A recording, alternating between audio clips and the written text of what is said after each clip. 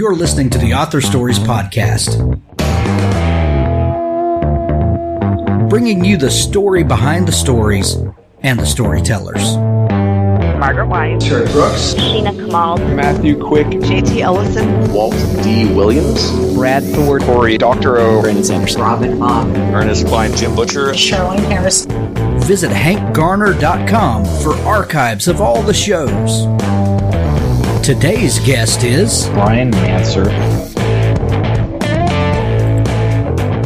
Welcome to Author Stories. I'm Hank, your host, and with me today is Steve Beauleau, co-founder of Aethon Books. Hey, how are you today? So this week, Steve, we're doing something really fun. We have quite a few Aethon authors who are releasing books right now. You guys are doing some of the best work in science fiction and fantasy right now.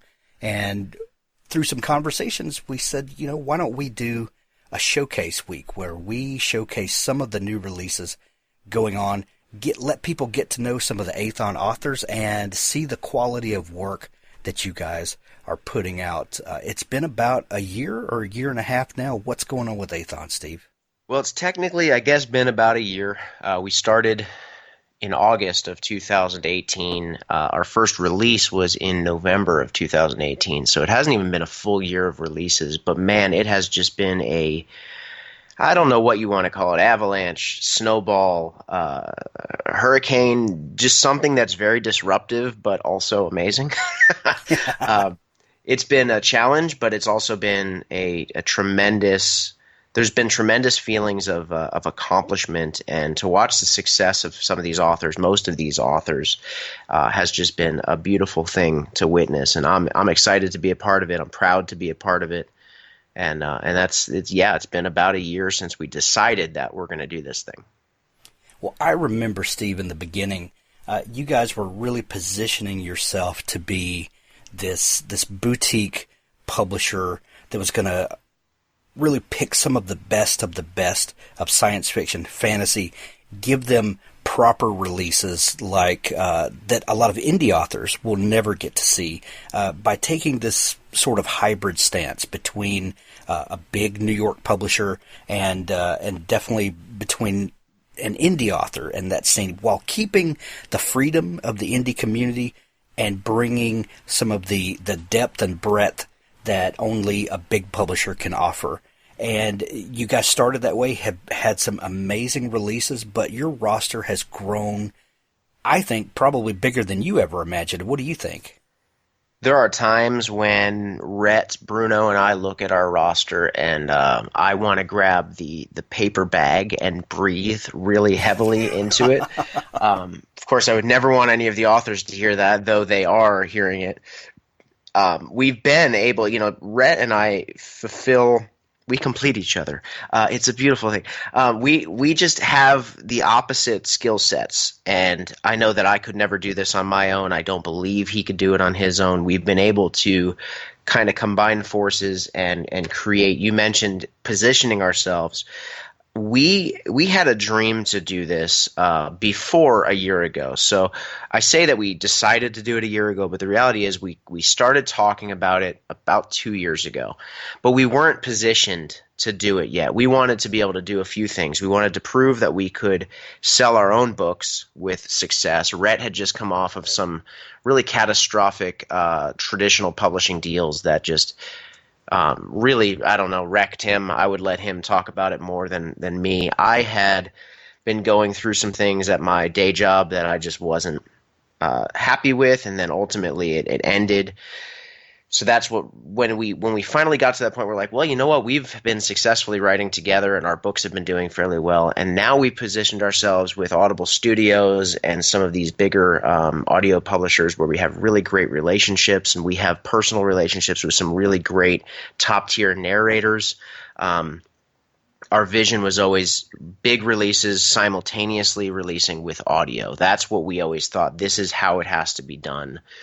And we started off kind of small with a few authors that we knew had some tremendous talent, and it's just from that point grown to, this huge roster of authors that we have a lot of faith in and that we believe in.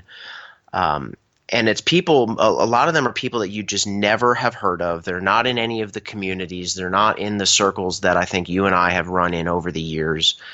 They're people that a lot of times have no idea how to sell a book, but they know how to write a book. Authoring, Hank, you are an author, and a lot of people who are listening to this are authors. Authoring, writing books is one thing. Being the guy who sells the book is another thing. And I think a lot of times authors go, well, I know how to write a book, and then Amazon makes it easy to just put it on Amazon. But how many failures after failure after failure do we see with people that don't know how to release a book? So we said, okay, traditional publishing. Now, if you've ever heard me talk, you know that I'm actually not against trad pub. I know that it's kind of the hip thing to be against trad pub in the indie community, but like you, Hank, I support the writing process. Oh, yeah. And I love publishing. I love writing. We love our trad pub brothers and sisters. Absolutely. There's a place for everyone. Do they do everything correctly? No. Does indie do everything correctly? No. But what Rhett and I have talked about over the years was like, well, what are they doing right? What are they doing wrong? What is the other side doing right? What are they doing wrong? How come nobody has tried to really combine this yet? And so that's when we became a hybrid publisher, where we said, okay, so what people need is they need to have their really good books recognized and then have the financial backing of a publisher to market it properly, to get good book covers, to get good editing, to get the books in front of the people who buy books. It doesn't sound that incredibly difficult. Let's make it happen. Right. And you guys are consistently launching books at the top of the charts, selling like crazy. Audio, you mentioned, is massive this year. Last year, we've really seen a swell of people interested in audio, and we're going to be playing audio clips from a number of Aethon releases all through the month. Really, we're going to highlight tons of them on the show, so listen for that. But what do you think is going on with audio right now? Why is this market just exploding? Well, I listen to somewhere between 150 and 200 books a year. I could never read that many with my eyeballs. I could never find the time to do that. I think that the big driving force behind audiobooks this year, last year, the year previous, I heard it said recently that we're all in competition with one another, and the competition is who is the busiest. And it was a joke, but it was also the truth. You know, you meet somebody, you haven't seen them in a while. You say, hey, man, how are you doing? I'm so busy. And then the other guy's like, yeah, me too. I'm so busy. Yeah, I work 60 hours a week. Oh, I work 70 hours a week. Really? Oh, I worked 80 hours a week last week. And it's just like this competition to see who's the busiest person. I've got 2 kids in soccer and 1 kid in baseball, and I've got to be there at the same time. And it's just like everybody's so busy that reading is really a luxury that most people, I don't think, can find the time to make for themselves. But you're driving your kid to soccer practice, you're driving an hour to work, you're on the train, whatever. During that time, sure, you could be looking at your phone, reading an ebook, but I find that, well, not if you're driving, I hope not, but if you're on the train, if you're driving, you just throw your audiobook on, and you're now reading a book. Recent studies have shown that there's no difference in the brain between reading and listening to a book. It's the same process. So that's what I believe. Everyone's so busy, they want to read, but they don't have time to read, so audiobook has filled that gap. Well, Steve, we've done more than 700 shows on this podcast, and I've collected lots and lots of stories from authors about their process and their also their journey to becoming who they are. And invariably, a lot of people have stories that it becomes a badge of honor in a lot of cases to collect rejection letters and to to survive the process of being found. You guys have, like you mentioned earlier, discovered a lot of authors that are doing amazing work but just don't have that reach. What's some of the criteria that you look for in an author? Oh, that's a great question. We mentioned some of the downfalls of traditional publishing, and one of those downfalls is that they have a limited number of slots that they can fill with authors and with book releases throughout the year. That is true for us as well. So, I mean, don't misunderstand. It's not like we're just piling up books and throwing them out there and hoping they stick, but it's a lot different we don't have any illusions or disillusions about how we don't believe. Maybe I shouldn't say this publicly, but I'm gonna. We don't believe that all these review sites help you. We don't believe that paying hundreds or thousands of dollars to get people to review your book are really doing anything to help you. We don't believe that we've got to send out a bunch of physical arcs to a bunch of different people. We don't believe that we've got to be in Barnes & Noble. We don't believe that we have to have banners and stickers and bookmarks and mugs and like all of those things that traditional publishing are clinging on to. Paying to get awards, paying to be not to, you understand what I mean. Paying for submissions, and they say that they're free, but they're not really free, and all of those things. That is such a financial drain that is very unnecessary. So we don't have as limited a position with these authors. So we don't need what's going to fit the social climate at the moment. We don't need the author that is the most marketable or the most sexy looking, or we don't need the book that's just going to change the world because it's going to be on every Barnes & Noble bookshelf. What we need are the quality sci-fi fantasy authors of yesteryear before everyone was doing it. What we see in these authors are that they're telling a great story that people will want to read. You know how many books get rejected that are phenomenal stories that people would love to read, but they're not marketable in the way that Big Pub needs them to be? Hundreds of thousands, I would imagine. So a lot of those, we don't require agents for submissions, although we accept agented submissions. So we get a lot of authors that go, I don't really know what I'm doing, but I wrote a book. And then we read it and we go, oh, this is really good. It needs a little help. But with TradPub, they want something that's virtually ready to go out the door. They don't really want to spend a ton of time going through the editing process. We don't care about that so much. We have some phenomenal editors on board that are able to look at a book that has promise and go, yeah, we can help make this better.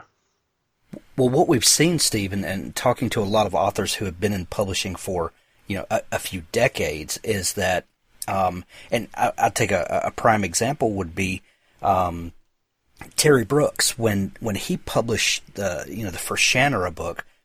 It was really the third book that took off and really made his career. Mm-hmm. And there is not a publisher today that is willing to take a 3-book risk on someone to build an author the way that Del Rey did with him. And it doesn't exist anymore. Enter Aethon, who is looking for people that you can shepherd and that you can help reach their potential, and it's really refreshing to see kind of the true spirit of sci-fi publishing coming back. We love to see an author who has no following start to gain a following.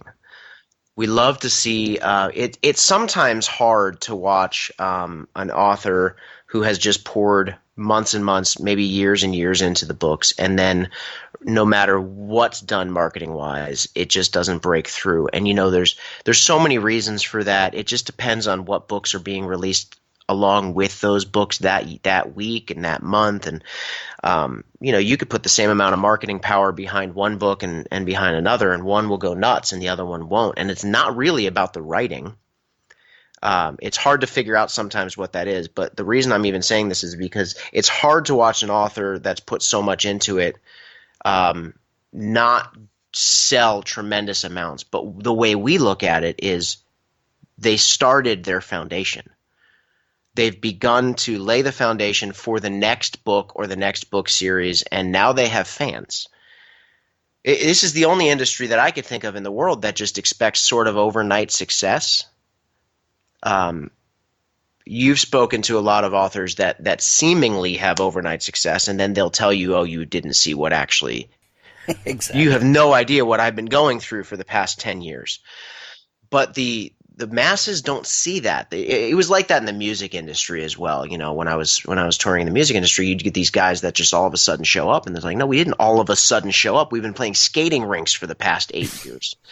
That was me, right? Like we were playing skating rinks, and it's just like finally we hit it. Finally, we did something that mattered. But in the publishing industry, you know, we think, oh, the first series has to just blow up. No, it doesn't. It just needs to gain some steam so that your next series will do a little bit better, and then your next standalone will do a little bit better. So I love authors, man. I just love seeing them find success. Well, the very best science fiction and fantasy is coming out of Aethon right now. I truly believe that. Before we go, Steve, you guys chose from the very beginning to focus on sci-fi and fantasy. I know you and Rhett both very well, and I know that you are both passionate about science fiction and fantasy. Why does science fiction and fantasy matter in the world? Why is it important to put these kinds of stories out there? Well, you know, there was a book that I read recently. It was called The Amazing Stories of Quantum Mechanics. I believe I got that title right. And great cover, by the way. Yeah, man, the cover was so cool. And of course, I'm a cover guy. That's one of our big things for Aethon Books is if you don't have a good cover, your chances of selling a book are not very. There's a reason the phrase "don't judge a book by a cover" is a thing, right? I do that. I don't even care what the description says of a book. If I like the cover, I'm like, I'll take it. Why not? I mean, it's art. I love art, right? So. This book, Amazing Stories of Quantum Mechanics, what this author did was he tried to teach the basics of quantum mechanics and quantum theory by using science fiction.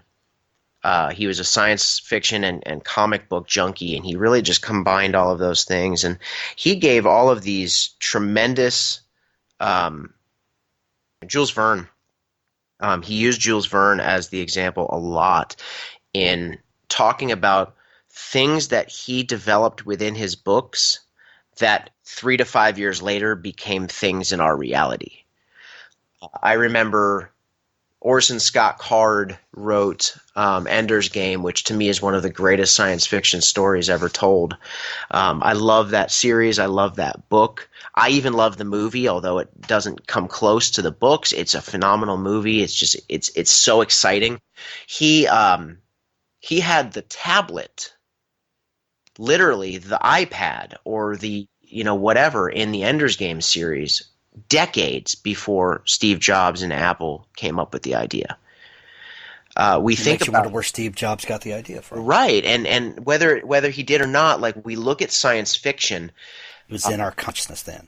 Yeah, man, it's like the reason sci-fi is so important is because it gives people hope for what the future could be. Dystopian stuff, maybe not, but maybe that gives a warning of what the future could be, right? Right. And in fantasy, it's like it brings you back to the good old days, right? I remember my mom always talking about how she wishes she lived in the Wild West, and I think to myself, you couldn't do without a shower and a hairdryer save your life, right?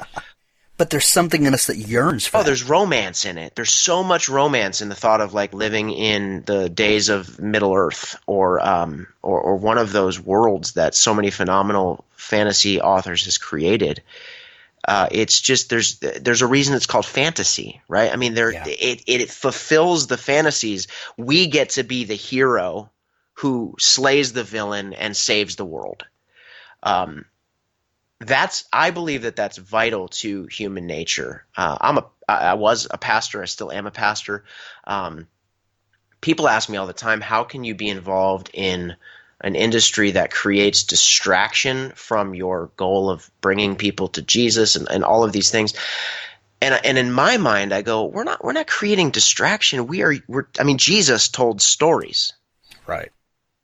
Right? He told parables and he led people by telling them stories. He was one of the greatest storytellers ever. And we have this tremendous opportunity to, enrich someone's life through storytelling. And so for me, sci-fi and fantasy has a special place that genres like romance and historical and all of those have their own special place as well. But sci-fi fantasy is for dreamers. It's for visionaries. It's for people who believe that a future could be great, or they want to be a part of keeping the future from becoming something horrible. Well said. Well said. Steve, thank you for coming on and talking story with me and highlighting Aethon Books. I'm proud to have you guys as friends, proud to have you guys as show sponsors, and keep doing good work that you're doing. Thank you, Hank. Before we get into today's interview with Brian Mansur, we're going to play an audiobook clip from his brand new book, Captive Embers. Take a listen, then dive into the interview I did with Brian just a few days ago. We had a great time. Thank you for listening. Location: Lakshmi colony, orbiting the gas giant Belia, Cervantes star system, 50 light-years from Earth, 4380 AD. Standing outside of the Coriolis Cafe, Commander Rafe Hastings drew his leather jacket tight and wheeled his shoulders to unknot. He pictured the beaming faces of his raven-haired wife and daughters. He considered that perhaps his wife Gita was right, and he needed to quit playing spy. He made a thoughtful noise as he opened the restaurant's door. Like most places in the 100-kilometer-long cylindrical colony, the cafe exuded the stench of decay. Worn tables wobbled on legs missing half of their rubbery pads. The seats' blue cushions bore questionable brown stains. A formidable mix of spices and fetid scents wafted from the kitchen, or maybe that was still the air in the dank place. Rafe found his informant in a back corner booth. Every aspect of the corpulent ex-mafioso evidenced a life of self-indulgence, from his puffy eyes and greasy hawk nose to the scruffy jowls dragging down his sallow face. In contrast, Rafe possessed dark skin and a tall fitness trainer's physique. Despite a pre-mission surgical makeover, he retained a lantern jaw, mocha hair, and dark Punjabi features that blended with the local populace. Over the room's percussive music, Baylor said, "You took long enough to get here." Rafe suppressed a frown. 2 months prior, Baylor had groveled after seeing Rafe's footage of the dock worker stealing goods from Lilith's cartel. That was only a fraction of the dirt Rafe had on the man. Rafe slid into the bench across the table. "Your safety is a priority. I had to wait until I was sure you weren't followed." He plucked a menu. "What's edible here?" Baylor sneered. "That raid your people made on Sundar colony has them searching for the leak." Rafe raised his eyebrows. He leaned in. "Do they suspect you?" "Of course they suspect me. They suspect everyone now." "That's a good sign," Rafe said. "Yeah, sure," Baylor said. "They don't know it was me yet." "You did well with that info drop. Earned that bonus. I take it you brought something." Baylor folded his arms and said, "I want more money." "Oh?"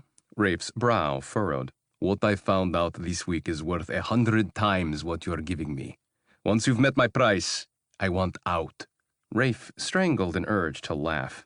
"Baylor, you're already making a killing. Play the game, and Lilith need never know about this." Baylor's face darkened. "Why won't you Mykonians leave us alone, huh? Belia isn't your part of the system." Rafe shrugged in sympathy. "You know what they say? Blame the Wardens." Baylor sniffed. One could always blame them. "I get the frustration," Rafe told Baylor. "I don't want to be here either, but I can't let you go yet." Baylor opened his mouth to retort when a smiling waitress arrived with a glass of water and placed it in front of Rafe. "Get you anything?" she asked. "I'll need a few minutes," Rafe said. "Take your time." Once the server left, Rafe said, "The deal stands.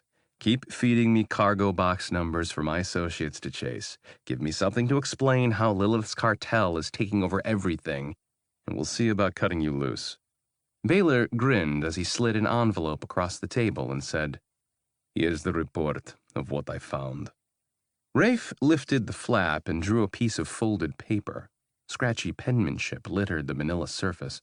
He held it up to ensure that the camera in his shirt button relayed the contents to his AI assistant, James.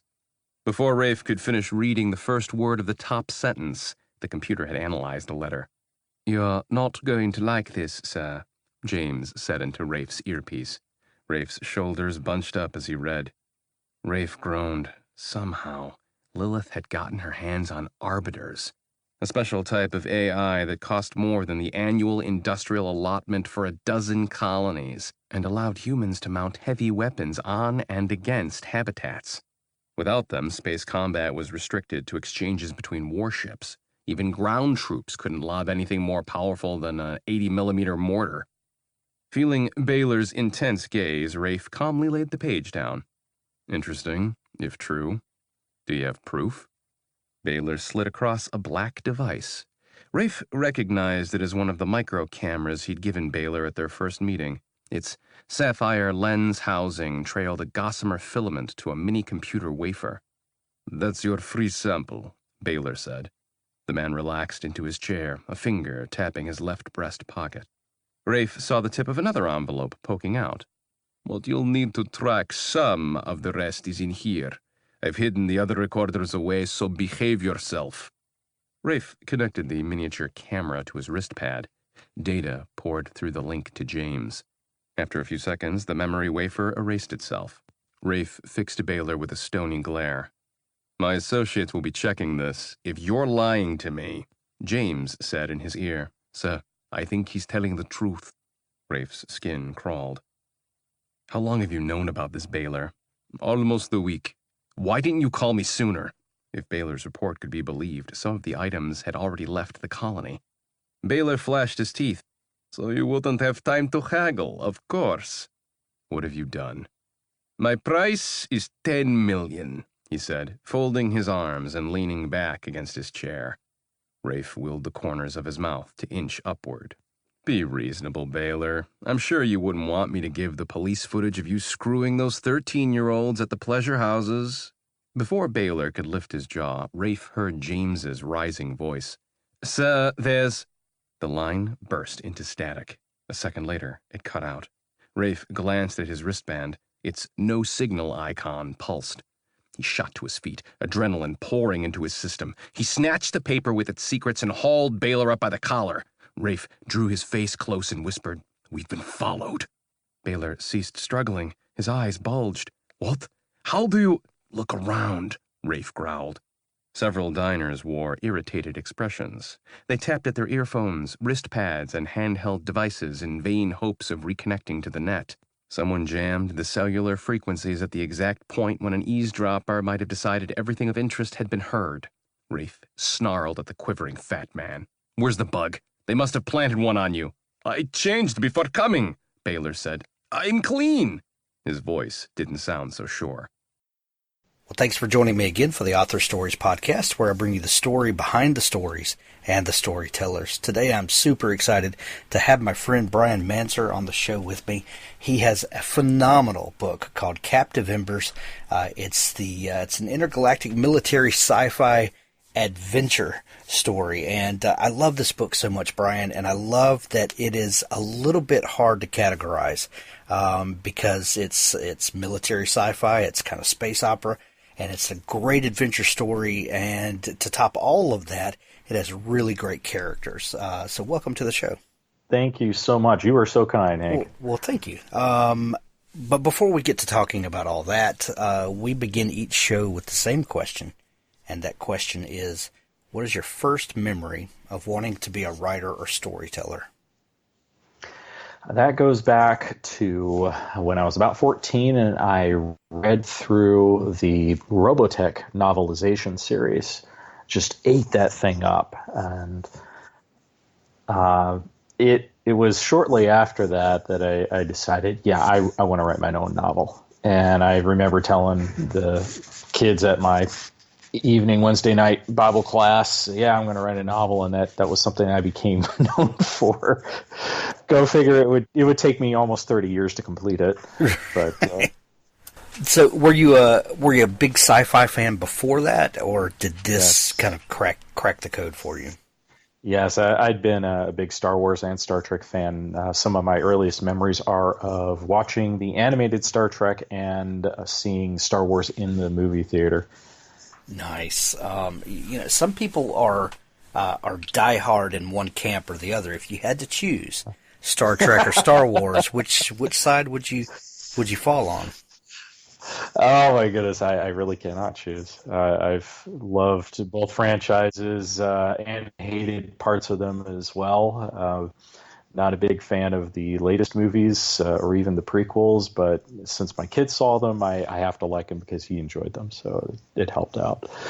There is a generational thing that's going on that I've noticed, that that our generation are typically not very keen on the new ones, but yeah, my kids are a little the same way. They really didn't care for the last one, but I think that's kind of across the board. I think a lot of it is that when you get older, you see the flaws more easily, and your standards are higher, and there's that nostalgia factor all coming together for that perfect storm of criticism. Yeah, well, and the nostalgia factor for sure, and you can't deny emotional attachments that people have to stories. Mm-hmm. Yeah. And when you start messing around with something that people love so dearly, it can be pretty treacherous. Well, speaking of reboots, what do you think of the Star Trek reboots? I have not seen even a trailer for Star Trek Discovery. I don't plan on... What about the movies? The movies I enjoyed. Yeah. I liked, of course, now they're all rather old, aren't they? The last one was in 2016. So the Kelvin verse is pretty much dead because they couldn't agree on, I think it was salary for the actors is what I think made it fall apart. But I thought they had fun with that, and they kind of played it out by the last one, I would say, although I would have been happy to see another. The Star Trek Picard, I'll have to watch. I'll have to suck it up and pay my money to CBS and watch it, darn it, because that one's just too awesome to at least pass up a chance, to give it a chance. And since I'll be paying for it, then I'll probably take the time to try out Discovery and see how well that does. I watched 2 or 3 episodes of Discovery, and I didn't hate it. I just didn't really care about it. And I think maybe that's worse, is that... I think there are people that have warned us about being lukewarm, but there's something about just kind of being in the middle of it. Like, it's okay, it's pretty, but I just don't know that I care about it. That sounds like the death knell to the series for me. Right. That's what happened with Enterprise. Exactly. Just people just didn't. If you don't care enough to hate it, that's a pretty bad place to be. But I felt really bad for the helmsman of the Enterprise, because I can't even remember the guy's name. They just never developed the character well enough. Yeah, that's pretty bad. That's pretty He bad. deserved better. Yeah, he did. Yeah. So at 14, this Robotech series just set you on fire. Can you put your finger on what it was? Because you said you'd been a sci-fi fan all along, but there was something about this. Can you put your finger on what it was? That epic sweeping feel, that idea of there being these huge battle fortresses and space wars, and the characters having those relationships. At that point you're starting to notice girls for the first time, and then realizing, hey, there's this whole world of good guys and bad guys, and you want to be a part of that. You want to dream with that, and make something that is awesome like that. Rick Hunter and his love story with Lisa Hayes, and then having that whole thing with Min May, trying to figure that out, and then losing Roy Fokker. Spoilers. There was a lot to what was a young adult story. It was a really, I think the good word for it would be audacious story that they had pulled together from 3 different anime series. And, I saw that, and I wanted to do something like it. And that was where I realized I was cursed.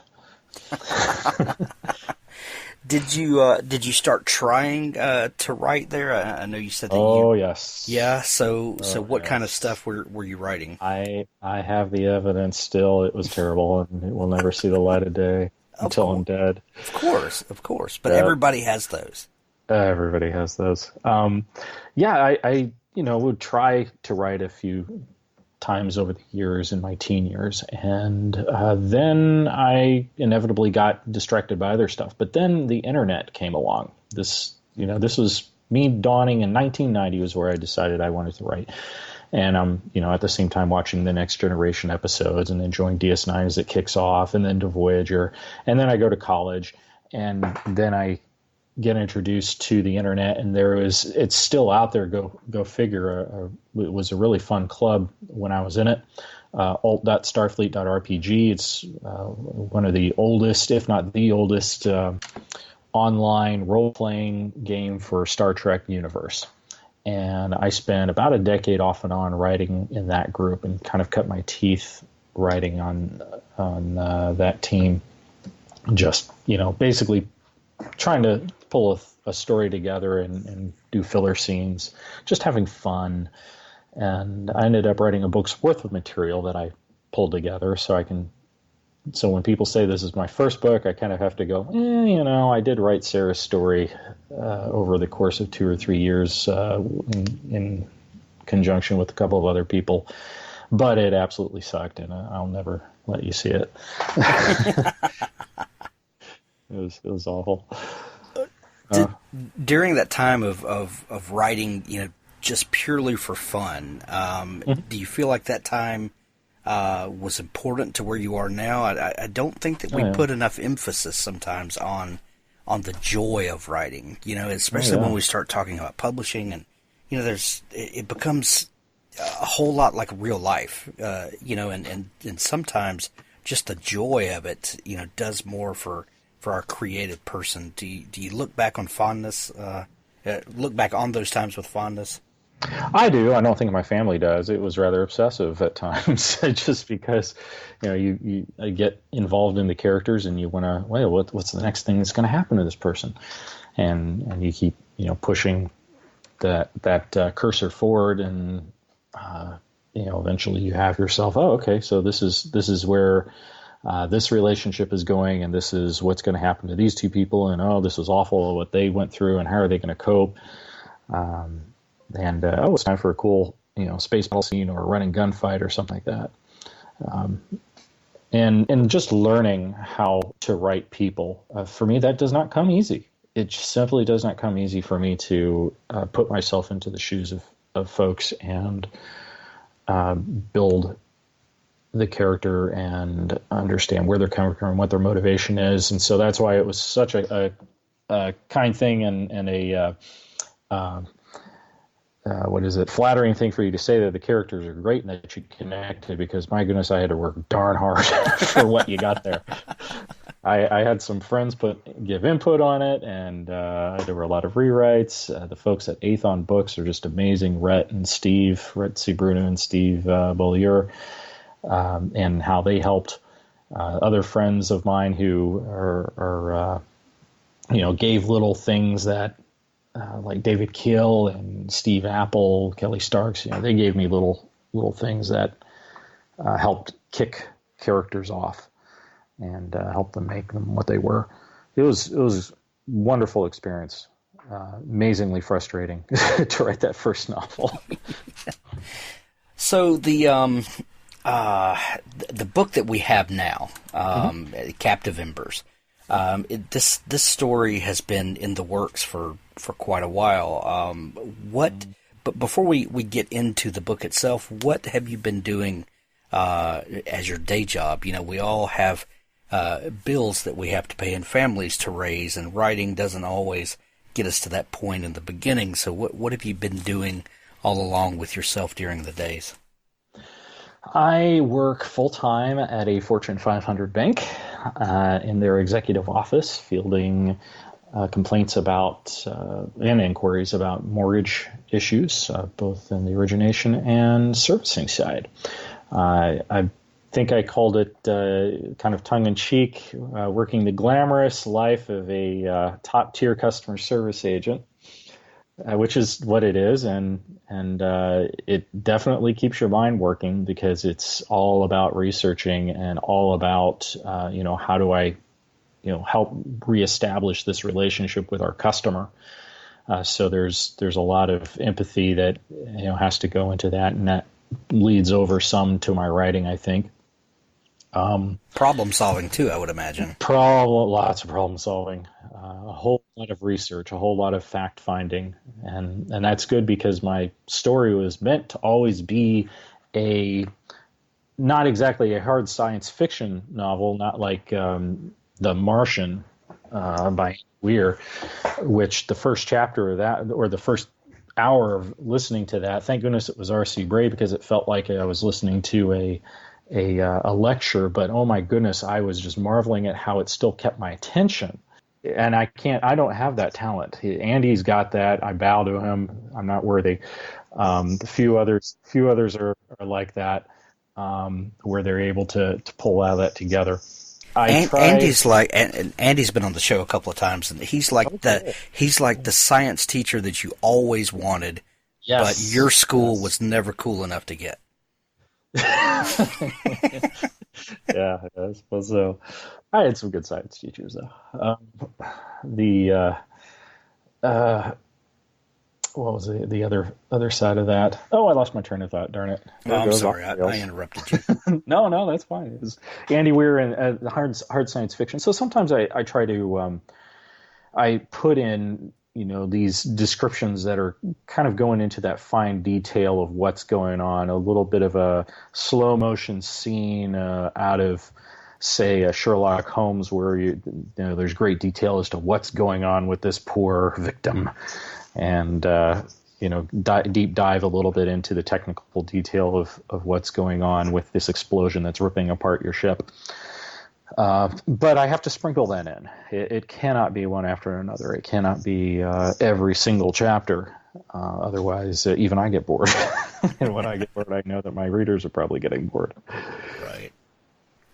So what's the origin of this story? We a lot of us have these pet projects that we've kind of carried around for a while, and with these worlds and characters, and this seems to be one of those stories for you that's kind of been growing and growing and growing. What was that kernel of the original idea?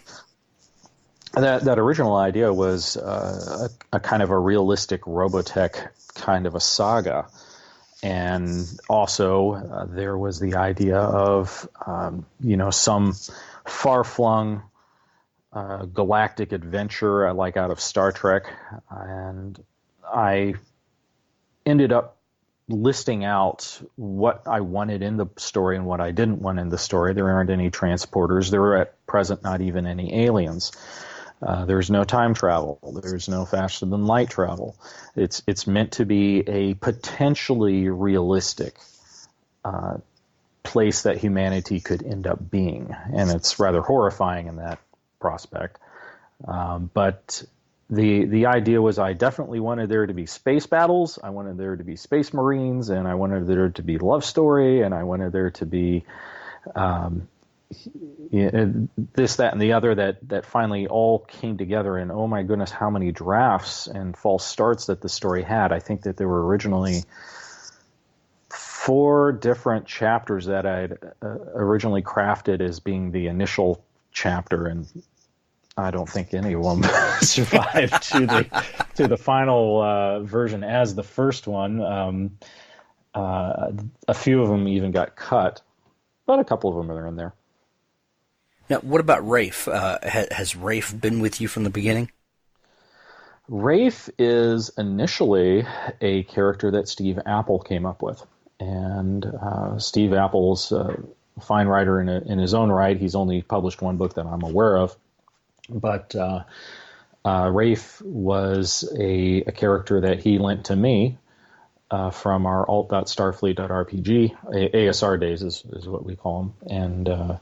And just this undercover guy, and I took him and made him my own, built him a little this way and that, because he had been something else in the stories that we rewrote for the USS Lexington. And he ended up being this family guy who's got a wife with a dark past to her name, and a couple of children that he's trying to protect, and he's a painted in the first book as a very upstanding, earnest and tenacious guy, and the hero that you can aspire to be. When you originally set those rules for yourself, like this is it's going to be a world with no faster than light travel, and it could be real if we just played out our human advancement, where we are. Did you ever find yourself in a place where you were like, man, I wish I could just hyper jump, or something like that? Do you ever bump up against your own rules? I bump up against the rules all the time, but hyper jumping has not been one of them yet. What I struggle to do is respect scale, to respect time, how long it takes to get things done. Your other question was, what else do I do with my time? I'm also Army National Guard. I'm a captain here in the 2nd or the 34th Infantry Brigade combat team. And in that, I've spent a lot of time in the logistics cell. So I've spent a lot of time understanding and learning and having my head beaten over by what I don't know about how things work out. Some axioms I've learned are their tactics are just an extension of logistics. It's the final delivery of the product. And it just happens to be the sexy part of it. The rest of it is the hard work of getting the bullets from the manufacturer, and you could even go further back than that if you wanted, but from the manufacturer up to the front line. And the keeping things realistic, keeping things believable, and having an explanation for how things work in the back of my head, if not on paper, is something that I had to go into a great deal of work for. Kind of all that, Watney from The Martian, but without going into quite so much of the math on paper, because that's not the genre that I'm going for. And it was funny to me when I had somebody give me a low rate out on Amazon and how they felt that there was no world building, and I was thinking to myself, if only you read further, and if only you knew. Right. I had to go crunch numbers for how many people could fit in the 100-kilometer long by 10-kilometer wide cylindrical space colonies. I had to think about, how are these people fed? What kind of life support system do they have? Where's the power coming in? Is it going to be a single cylinder? How are you going to keep it from tumbling? Is it double cylinder? It just so many little details that come together. And, I really wish I had utilized my friend, longstanding friend Kelly Starks earlier, because he helped me flesh out some of the starships after I'd written the first book, and we're finding, as it turns out, a hydrogen slush is not a very dense substance, so you're just going to have to write that one off as something you hope nobody pays too close attention to, or if they listen to this podcast, at least will forgive you for. It's now hydrogen dioxide. Right. Well, for every one of those reviews where someone's complaining about the world building that you didn't put in, then you're going to have another review of someone that says, it's too technical, I got lost in the weeds, so you just have to kind of nod. Yeah, you just have to nod and say, okay, well, everything's not for everybody. Yeah, it's a reflection of what their tastes are, and I understand that. That's perfectly normal as we are as human beings. If you're writing a review of simply what your opinion is, then that's an honest opinion that they didn't like that. I will, of course, never give anybody less than 5 stars ever again now that I know what that's like. But I understand it. Yeah, that my rule is if I love something, I'll review it, and if I don't love it, then I'm just going to keep browsing by, because life's hard enough.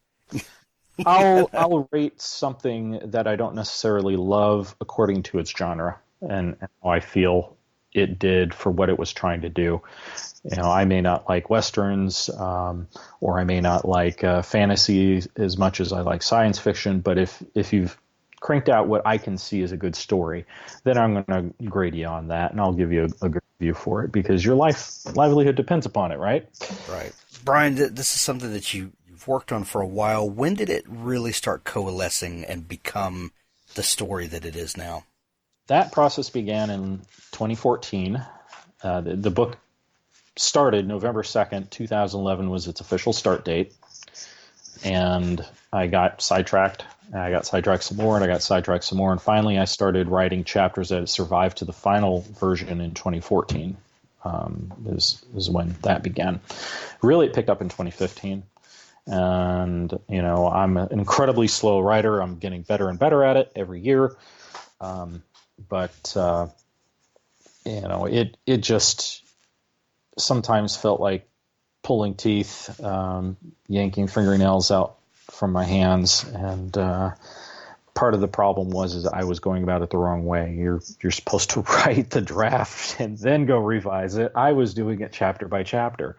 I finished the first draft, and on my birthday, November 2nd, 2017, so 6 years later, I finished the first draft, and, you know, then do some editing. It was originally 130,000 words. I chopped that down to like 110.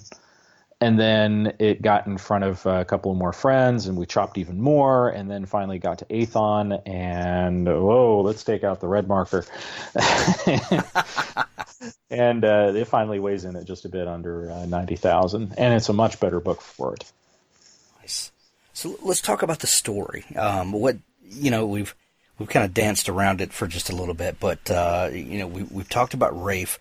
Who is he? What's going on in this world? And tell us about the adventure that we're set up for. Rafe is one of what I consider to be three main characters, but really there's several. It's like an all-cast Star Trek kind of a story where you could point to several people as being a main character. But Rafe kicks it off, and he is on a undercover mission in Lakshmi colony. And the universe the world that he's set in is the spawn of a disaster that overtook humanity, where the transhumans, I'm transitioning over to calling them the Warden Masters for the second book, because that's a little bit more descriptive of them, and trans seems to not be an in vogue name for ascended humans nowadays. So the fall of humanity came along as the Superman, not the Clark Kent type, but the, you know, self-evolved human beings came along. And basically the rule is, you know, don't pick on the nerds. They're going to end up creating Terminators, and they'll own your lunch. And that's exactly what happened to humankind. And this comes out as part of the story, bit by bit. And one of the criticisms is that I haven't put enough detail about what happened in there, leading up to things. But the world that you're dropped in on is the long aftermath, where humanity has been exiled a literal 50 light years from Earth at a real star system that's been mapped out. And they all live in space colonies now. They are not allowed to even live on a planet or moon anymore. And they are all watchdogged by these robotic monsters called Wardens. So you have, you know, think of these big hulking, not quite Terminators, but I've described them as obsidian, shiny, shelled biped machines that will make your day a living hell if you disobey the Warden code. You have a lot of freedom as a human being in this world, but you are not allowed to do certain things that violate their parameters of how you're allowed to behave, because they cannot allow baseline humans to become in any way, shape, or form a threat to the grand order. See the big quotes. So nobody messes with them. It's kind of like if you've seen the movie Elysium, where Matt Damon, you know it's a bad day if Matt Damon shows up. That's right. We're about to spend a lot of money trying to rescue him. Yeah, my goodness. And he tries to give some lip to some android policemen and gets the crap beat out of him just for giving him lip. That's like what the Wardens are, except you take that to a 20. Skip the 11 and all the digits in between. You mess with them, they are going to make your life absolute hell. You're going to hate it. And that's for the 2 or 3 hours that they take to torture you to death, if your violation is bad enough. There's plenty of in between. But what's going on is, and again, this comes out fairly early in the story, so I don't think I'm giving away too much to say it. There are forces behind what's going on in the human lands, the human colonies, and what they have done is given a mob boss named Lilith some weaponry that she simply should not be able to get a hold of. Not for the fact that it's forbidden necessarily, but that it should be just simply unobtainable. And the weapon she's got has come to the attention of this Rafe character. He's meeting with an informant because he knows that something's going on with this particular mafia boss that's causing so much trouble in the Lakshmi colony and the Belian planetary system. There's a big gas giant named Belia there.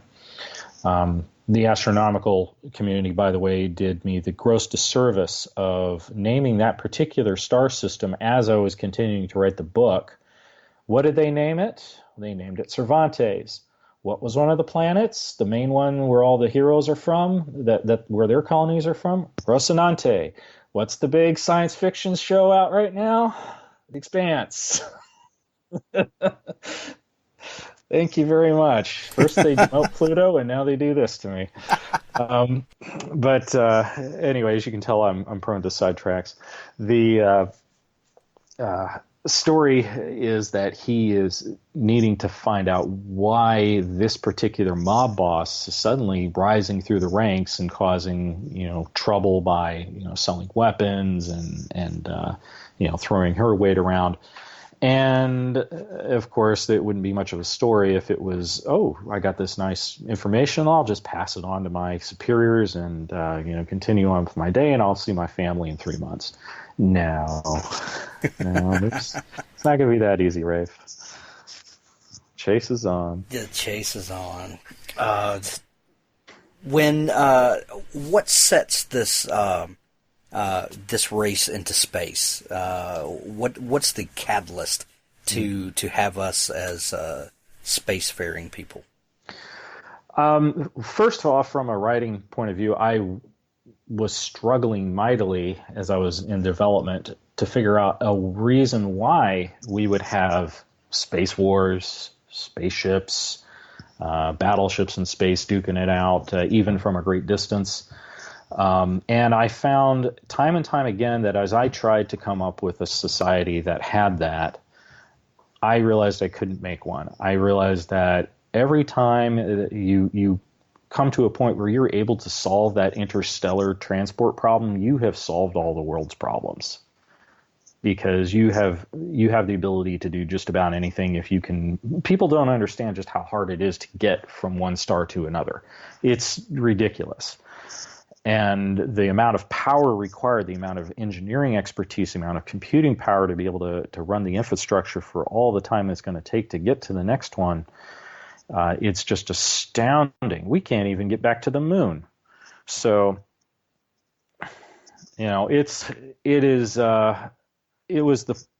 originally the story was titled The Broken Singularity in reference to the technological singularity, because you have to go into a technological singularity, which is where you basically have runaway innovation, and a lot of people will argue that we're in that now.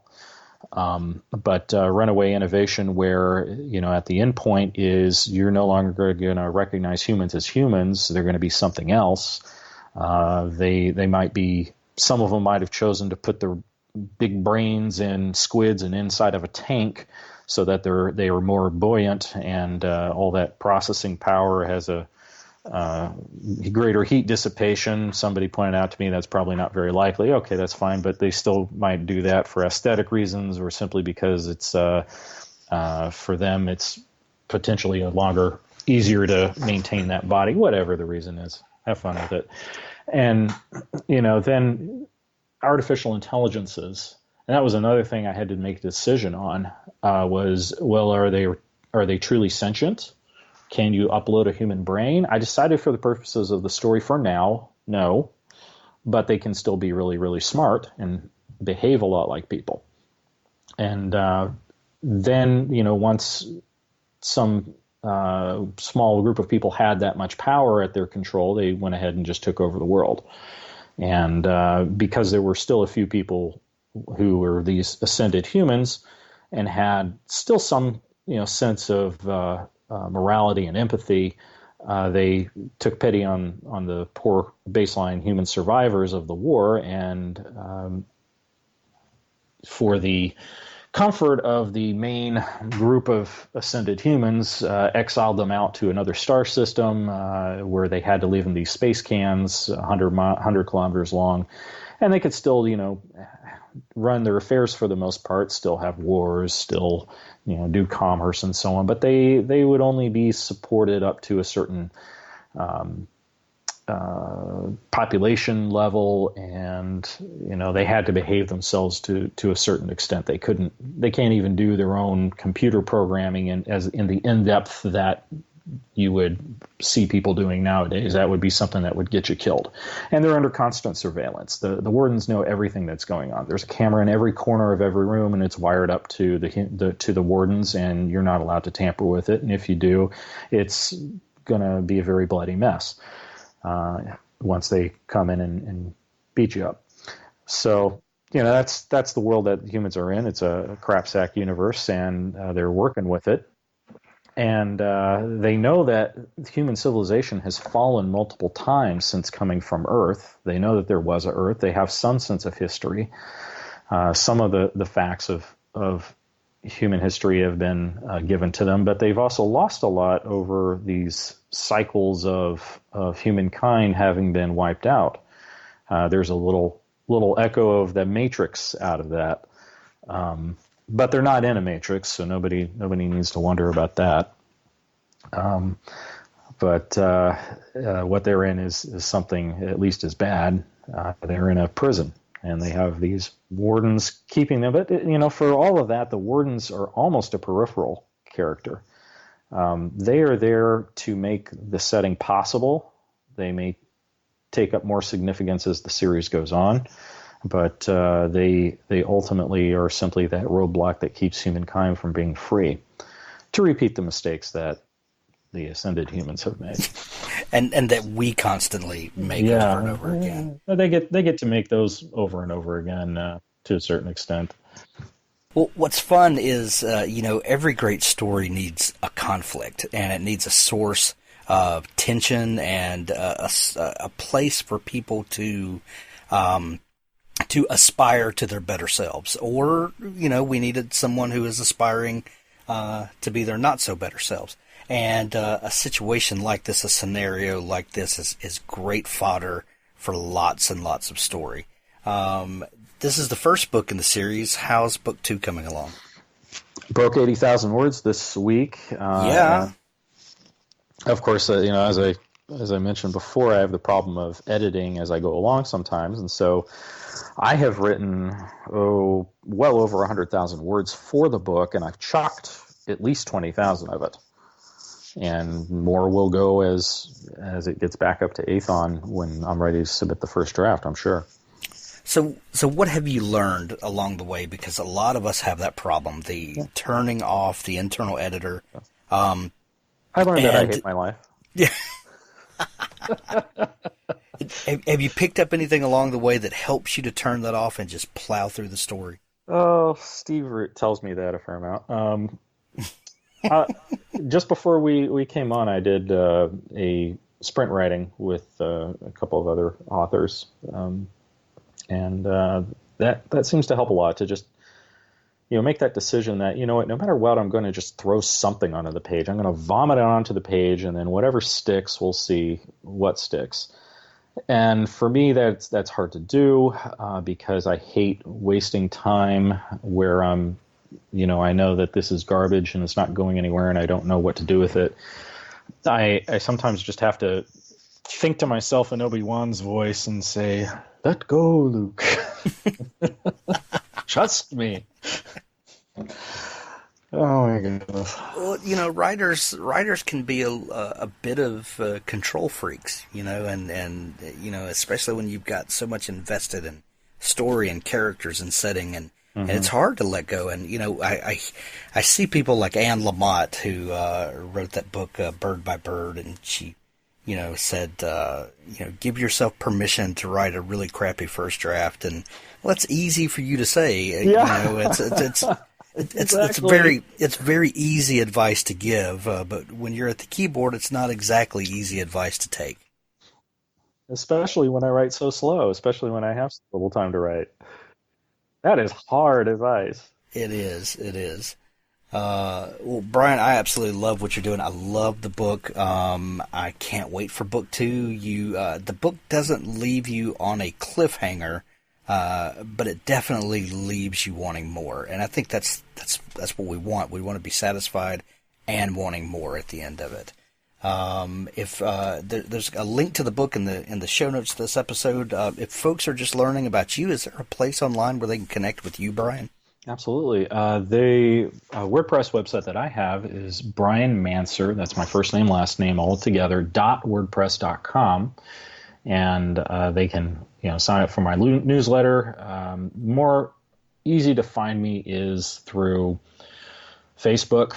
I'm usually on there every day, and most of the time, if I see that you're friends with somebody I'm friends with, I'll say yes. If not, then I might look at you funny. I'm a pretty approachable guy, and if you're military, you can also find me there, obviously. Please don't spam me. Yeah. Well, Brian, thanks so much for taking time to come on the show. I'm going to send everybody to pick up a copy of Captive Embers. It really is a fantastic book, and you've done a phenomenal job. So, and if I may give one plug, Scott Aiello, who was the narrator for the book, he just did a phenomenal job. Yes, he did. He was absolutely did.